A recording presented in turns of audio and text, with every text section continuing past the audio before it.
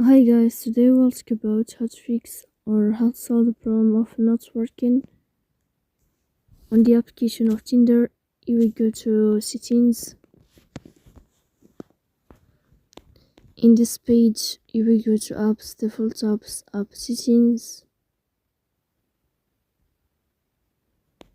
In this page, you will go to this window of Tinder app and you can click here.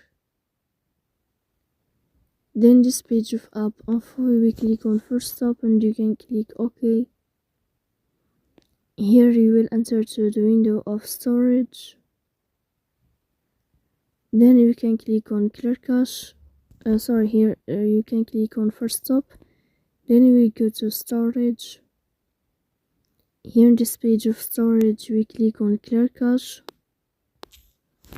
In the end, you can turn off your Wi-Fi and you can turn on your Wi-Fi